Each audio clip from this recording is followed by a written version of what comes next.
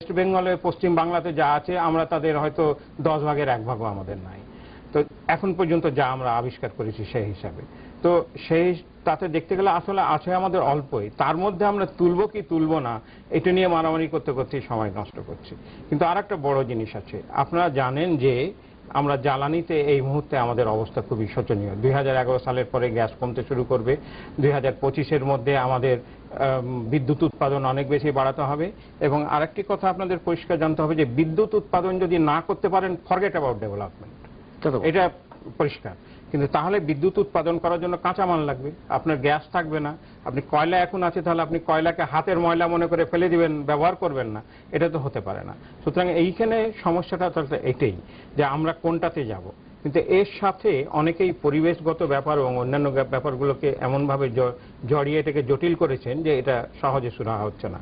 কিন্তু এটা মনে রাখতে হবে যে পৃথিবীতে আপনি অর্থনীতিতে বলেন, পরিবেশে বলেন, আপনি কোনো জিনিসই বিনামূল্যে পান না। একটা জিনিস পেতে গেলে অন্য ব্যাপারে আপনাকে ছাড় দিতে হবে। কোথায় কতটুকু ছাড় দিবেন সেটা রাজনীতির ব্যাপার, অর্থনীতির ব্যাপার, সমাজনীতির ব্যাপার। এই ছাড়ের ব্যাপারটাকে আমাদের পরিষ্কার করতে হবে, কতদূর পর্যন্ত আমরা যাব এবং মানুষের কষ্ট যদি হয় সেই কষ্টটা কতটুকু কমিয়ে আমি সেটা করব, সেটার উপর আমাদের। ধন্যবাদ, খুব সুন্দর লাস্ট পয়েন্টটা বলেছেন আপনি জনাব নজরুল ইসলাম। আপনার দৃষ্টিতে সমস্যাটা কি, কয়লা নীতি আমরা করতে পারছি না কেন? আচ্ছা, প্রথমে আমাদেরকে দেখতে হবে যে আমাদের কয়লা যে সেক্টরটা আছে এটা কোথায় আছে।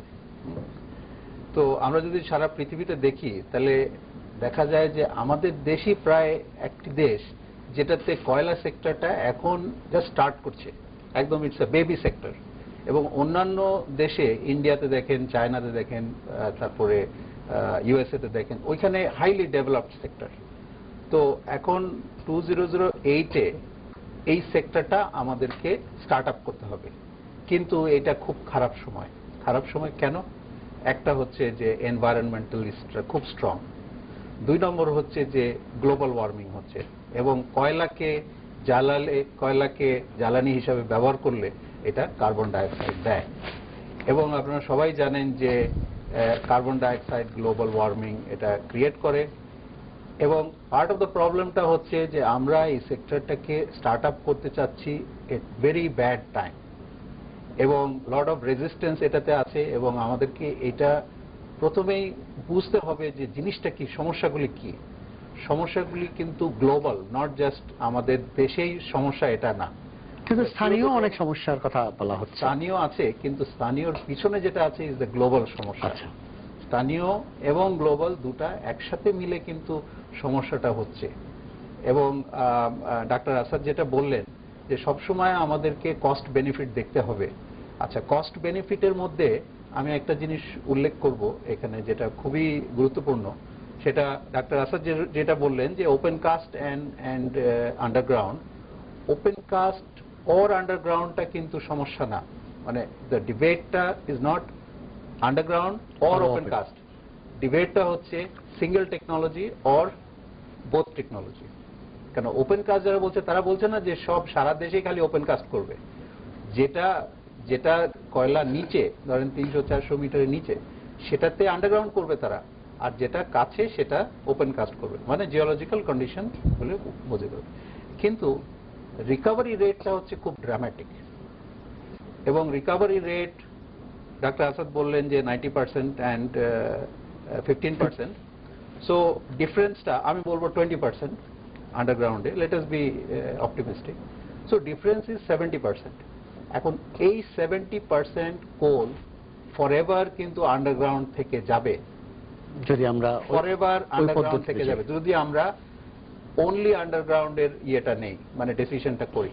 আচ্ছা, এটা আমাদের দেশে কতটা ক্ষতি হবে সেটা হচ্ছে যে 70% যদি পুরা থেকে যায়, it amounts to 1 billion tons of coal left underground, মানে কোনোদিন ব্যবহার হবে না।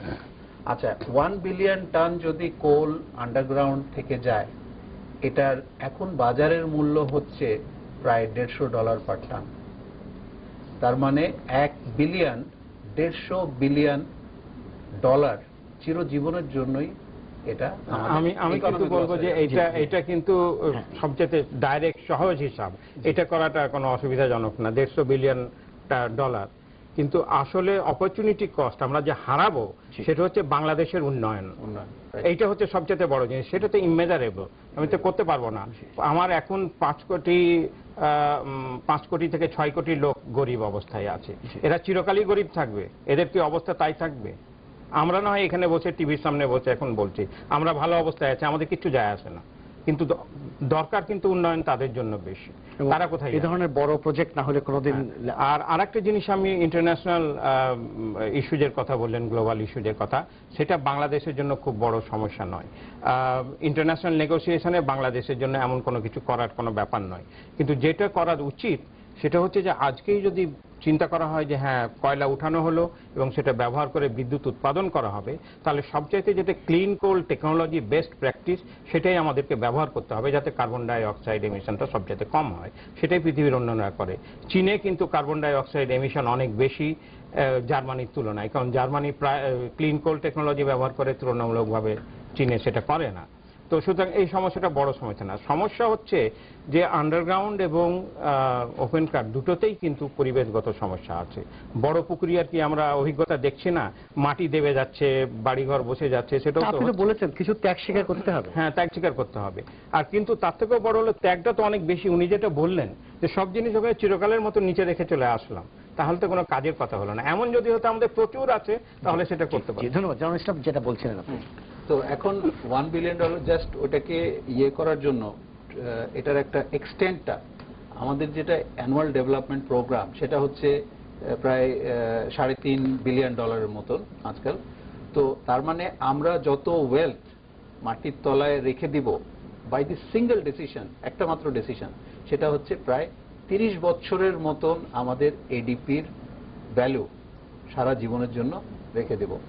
এখন এই জিনিসটা আমরা সবাই জানি যে একটা ছোট প্রজেক্ট ধরেন $200 মিলিয়ন যদি আমরা প্রজেক্ট একটা করতে চাই, তাহলে আমাদের অ্যাটলিস্ট এত মোটা একটা স্টাডি থাকে।